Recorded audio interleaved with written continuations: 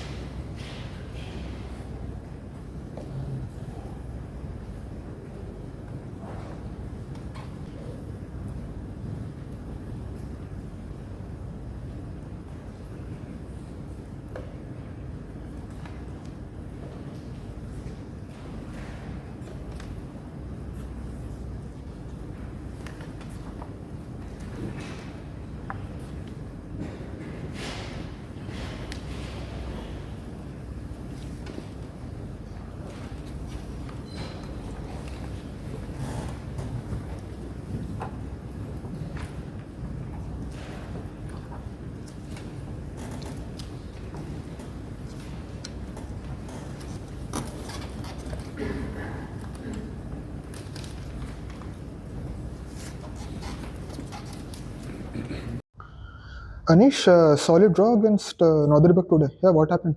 Yeah, no, actually, I'm a little annoyed because I realized in the end, okay, I didn't realize, I saw the number, that I was a bit better in the end. Extremely annoyed because, okay, the game was heading towards the draw because I was surprised with his choice. I mean, in what way I was surprised? Like, I didn't understand the point of him playing this line. Like, I thought if he wants to play solid for a draw, he can play some main line, which is very solid. If he wants to fight, which is the most logical out. I mean, I thought he would want to fight. Like he always fights, especially in the term situation. I was sure he's gonna fight. Yeah. So I was preparing for very fighting lines. And this 96 line, it allows me various ways where I'm playing without risk, but also you can play without risk if you're sort of prepared. But if you didn't prepare, it would just be a draw. So it was one of the, I chose like the safest line I know, which leads to an endgame. Where again, if I am prepared, I can press a bit, but I'm not prepared, so I'll just make a draw. And it was heading towards the draw. I thought he was very accurate, and at one point I went king f1. I thought he should go rook e6. Allow trade of rooks, definitely. I think his king is in the center. He has no risk there. And after rook e6, I thought I have to be precise to make a draw. I realized maybe I should make a move like h4 there. Yeah, I kind of missed king f8 to be honest from afar, and I was just thinking, okay, I'm not worse yet, thank God. So okay, draw is fine. And he went rook e8, which is a bad move. And I thought that okay, now I'm sort of comfortable, but am I better? I thought probably not. And okay, we made a few moves, and then I thought he's coming with his king, with king e8. I thought once his king gets towards d6, d7, he'll cover the weaknesses. His bishop working on two flanks. And I sort of dismissed my position as equal, but. And I played knight b4, I offered him draw. I thought if he goes like rook d4, I'll go back. If he goes rook d7, I'll also go back, just draw. But actually, the computer is playing with like rook c3, then knight to d3. First of all, if rook d4, I have a3, which I missed, because I thought rook d4 forces the repetition, but it doesn't. And if rook d7, which I also thought is fine, I have rook c3, and then knight d3, and then his king can come to d6, but my knight sort of gets to c5, and okay, it depends a bit on the tempo, but I could see how white is better, but to be honest, yeah, I misevaluated a bit. It was just a bit annoying because I shouldn't leave chances on the table normally, but okay. I guess the way the game started, I just didn't really have big ambitions nor hopes, so I thought, okay, it's going to be a draw. Of course, I could play some riskier line against this 96 thing, but I thought today was not the day to do that. Right. And I guess Nodirbek's final day of Champions Chess Tour is today. And he has this thing which is rushing. I think he already lost yesterday. I think it's finished for him. Already? Yeah, okay. Yeah. No, I think that was actually where I was happy as well, because I didn't want that situation where, I mean, I would have some sort of psychological edge because he would be in a rush, but I didn't want to play under these circumstances because I imagine at some point it could get into my head as well, and I just didn't want that. Yeah. So I was happy that he finished yesterday the tournament. Okay, it nicely exhausted him, but but also today we could play a full-fledged game. No, I was actually getting ready for some fun things. I was thinking he will, but I also realized that for him, draw is not the end of the world. He has white tomorrow. Yeah. If he wins tomorrow, he's completely in business. He will likely catch the leaders. So, in a way, I thought it would be sensible for him to not overpress today and just go for safety. But I thought he would still not do that. But here, also you have to, openings are playing big role. So I guess he just wasn't ready for Catalan, and he thought I'm ready for the sharp lines, which I actually was. It happened like the opening just led to a drawn endgame. That reminds me, I saw Rustam here in the hotel. I think he's here with Nodirbek. Is there someone also who's helping you for the tournament? No. I think Rustam is very much needed because Nodirbek flew. He played from Grantchester, right? He played the last round of Grantchester, and next day, first round here. Yeah. And then he has this tournament that he had done online, and he was playing really well. I also played the tournament, but I just played one day. Yeah. I didn't qualify. Nodirbek got the invite into the knockouts. Yeah. But he also played very well in the knockouts because you can play lost 2 matches and go, but he won some matches. So I thought Rustam's role here is like, with defibrillators, sometimes when Nodirbek is already gone, to just pump him back up because he's playing so much, he must be really, really tired. But I'm sort of, I took it quite easy. I didn't play so much, so I don't need anybody to bring me back. So I'm okay here. I have friends here who I know, so I have some company sometimes if to keep the social interaction going. But I don't have a second here with me. I think it also defeats a bit the spirit of the open tournaments. For me, it's like it's not in the spirit, to bring a second. Although I do bring a second to Isle of Man. That's direct part of the qualification cycle. It's a shame not to do that. But here, I felt it's not really in the spirit. Yeah. Also, that's why I don't play in a suit. Like it just feels wrong to be playing in a suit. At some point I'll put a suit for sure. Okay, maybe final round. Yeah. I have some of my sponsors on my suit, and here I have only Optour, but I also have Chessable, of course, and Chess.com. Yeah. So I should definitely.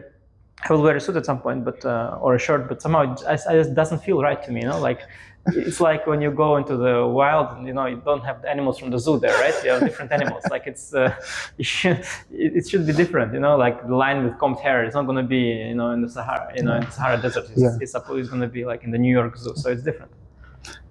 And Anish, with the final 2 rounds coming up and a draw today, how do you evaluate your chances overall? Yeah, I don't play amazing. Again, like today also is the same. Like so annoying just to be honest, how I play. It's really pissing me off, but okay.